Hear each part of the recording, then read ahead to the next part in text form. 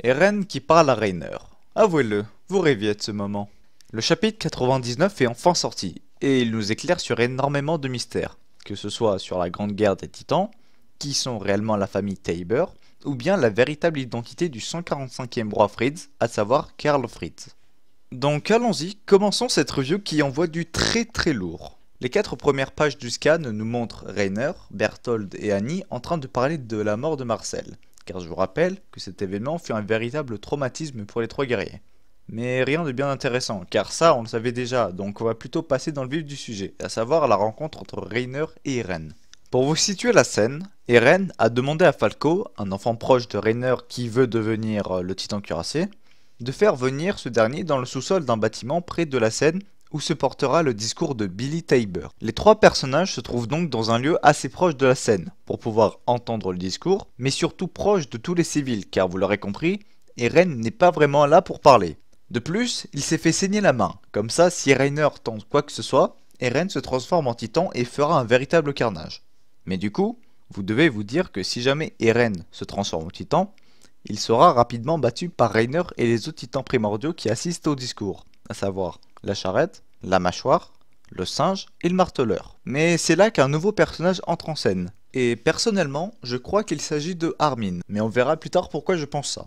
Armin, parce que oui, bon, je vais l'appeler Armin, même si on n'est pas du tout sûr que c'est lui, mais je vais pas m'amuser à répéter à chaque fois l'étrange personnage.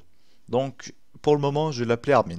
Donc si jamais c'est faux, vous remplacerez le mot Armin par le nom du véritable mec. Mais j'espère que c'est Armin. Donc, Armin dit aux guerriers marres que le capitaine Magar les appelle.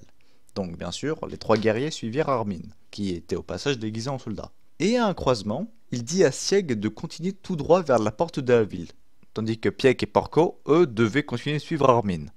Au bout d'un moment, Armin fit entrer Pieck et Porco dans une petite maison, sauf que la maison était piégée et les 2 guerriers tombèrent dans un trou. Avant de continuer l'analyse du scan, eh bien, je vais vous expliquer ce que j'ai compris. Eren se trouve dans un endroit proche de la scène, là où se trouve un grand nombre de personnes car il a l'intention de se venger. Il avoue même à Reiner quand ce dernier lui demande pourquoi il est là. Sauf que se transformer comme ça est beaucoup trop risqué, à cause de la présence de 3 autres titans primordiaux, en plus du titan marteleur et du cuirassé.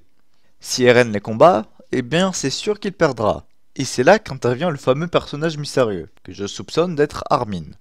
Armin va donc éloigner les 3 shifters de la scène, puis les séparer en 2 groupes pour pouvoir les isoler.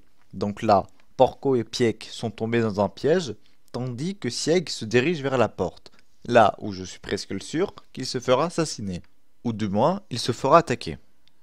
Alors pourquoi se ferait-il attaquer, me direz-vous? Eh bien c'est simple, Sieg est embêtant.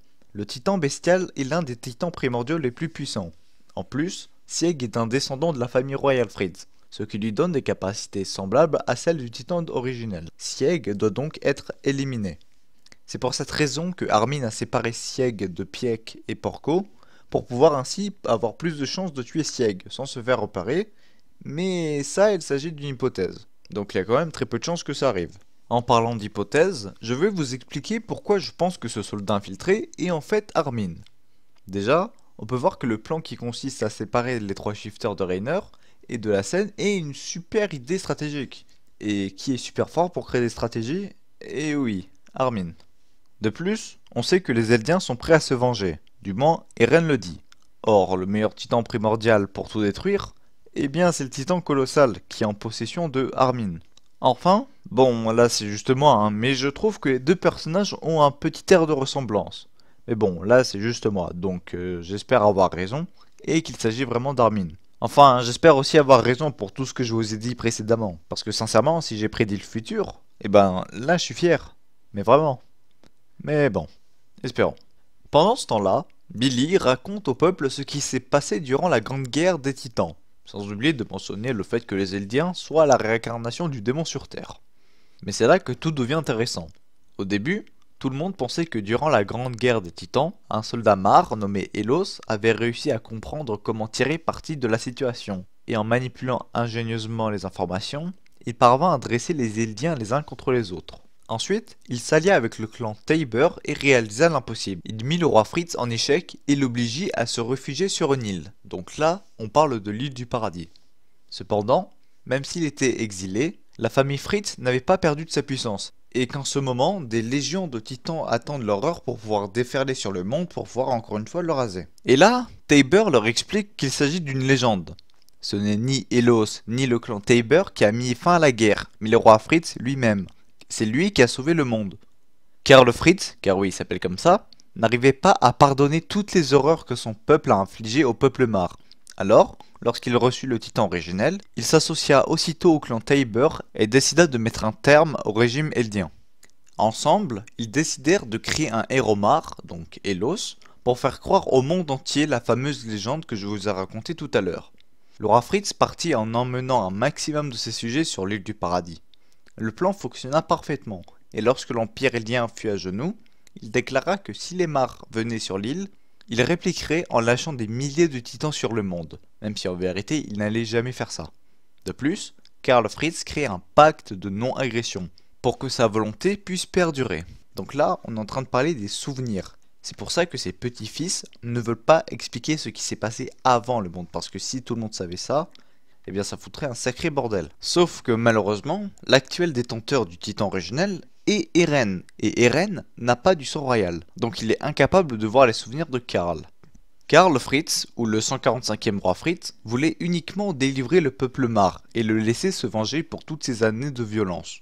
Car oui, il était prêt à accepter le courroux des Mar si ce dernier lançait des représailles, même si ces représailles exterminaient le peuple eldien pour de bon.